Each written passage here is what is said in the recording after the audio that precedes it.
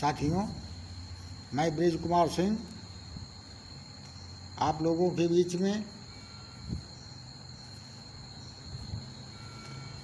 ये बताने आया हूँ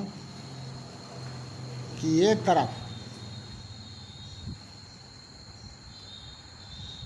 मुसलमान कहते हैं कि बुद्ध की पूजा नहीं की जानी चाहिए, और दूसरी तरफ ज्ञानवापी में बुत रखा हुआ है, फिर भी नमाज पढ़ने जाते हैं। क्या उनकी नमाज अल्लाह तक पहुंचती है? अब वो नमाज अल्लाह तक जाती है कि बुत के कानों में पड़ती है और वहीं रह जाती है।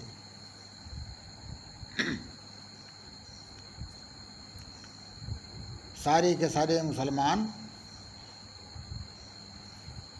सरबे होने के बावजूद इतनी बौखलाहट मचाए हैं,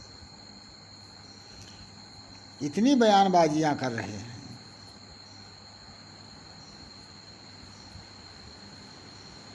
खासकर असदुद्दीन ओवैसी इतने बौखला गए हैं, घबरा गए हैं। उनको ये मालूम होता है कि ज्ञानवापी अब टूटने से नहीं बच सकती, और ज्ञानवापी की गुंबद पर जो हथौड़ा पड़ रहा है वो उनके सिर पर पड़ रहा है, ऐसा उनको दिखाई देने लगा है। इसलिए वो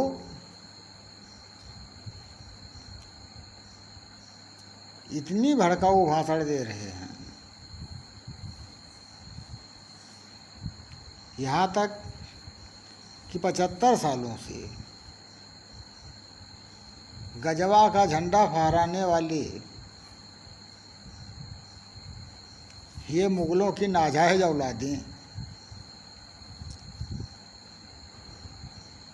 जिनको मुसलमान कहा ही नहीं जा सकता क्योंकि इनके अंदर ईमान तो है नहीं, इसीलिए सऊदी अरब के लोग इनको मुसलमान मानते ही नहीं हैं।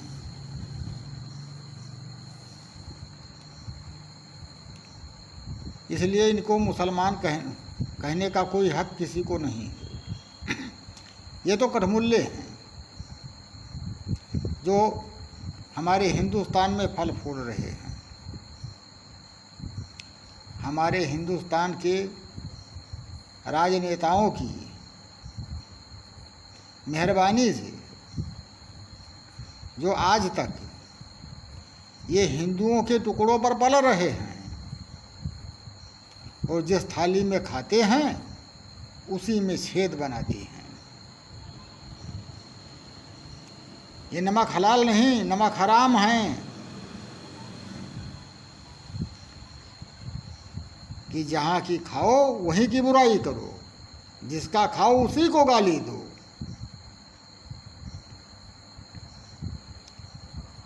कभी कोई जंग तो जीती नहीं, पीछे से वार किया हमेशा। आज 9 सालों से जब भगवा ध्वज लहराया तो इनकी फटने लगी। गजवा का नामो निशान मिटने लगा, भगवा आ गया। और जब भगवा ध्वज लहराया तो बहुत सारे गजवा भी भगवा के अंदर आने लगे।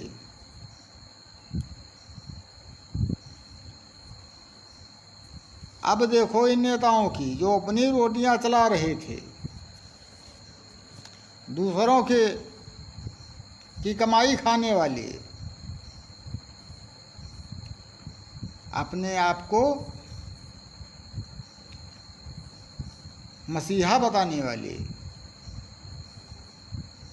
हिंदुओं के प्रति जहर बोलने वाले उलेमा हिंद के अध्यक्ष मदनी साहब, जो हिंदुओं के प्रति नफरत पैदा करने में आज चर्चा में हैं, असदुद्दीन ओवैसी हिंदुओं के प्रति जहर बोलने में आज चर्चा में हैं।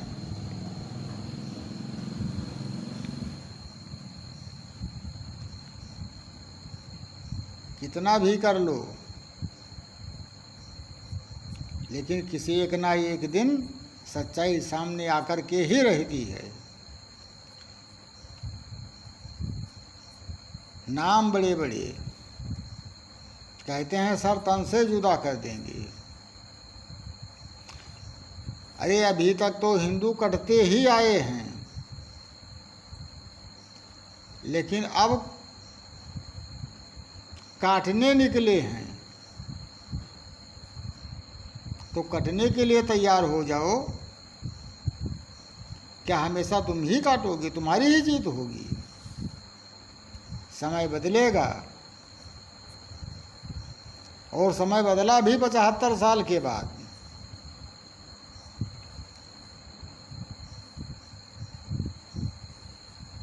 आज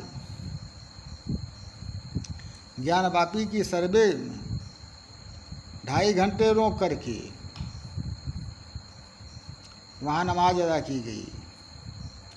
1000 मुसलमान को क्या समझाया गया कि 9 सालों से हमारी सुनी ही नहीं जा रही है। अदालतें भी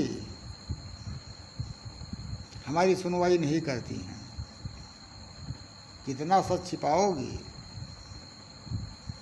छिपाते रहो। ना तुम्हारी सुनवाई हुई है और ना होने वाली है। सोच लो,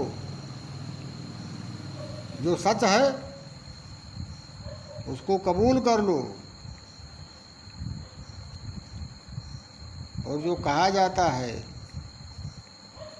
औरंगजेब तुम्हारे बाप नहीं थे, जो तुम्हारी बपौती हिंदुस्तान है।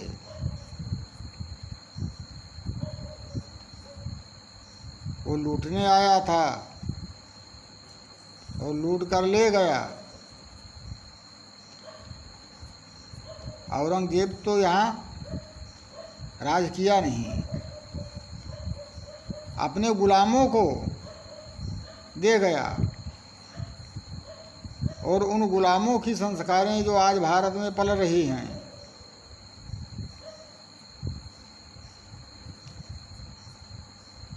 आज बता रहे हैं बहुत सारे मुसलमान कि हिंदू कोई धर्म ही नहीं है। तो जब हिंदू कोई धर्म नहीं है तो देश का नाम हिंदुस्तान क्यों है? मिटा दो। जो लोग जय हिंद का नारा देते हैं, जय हिंद मिटा दो।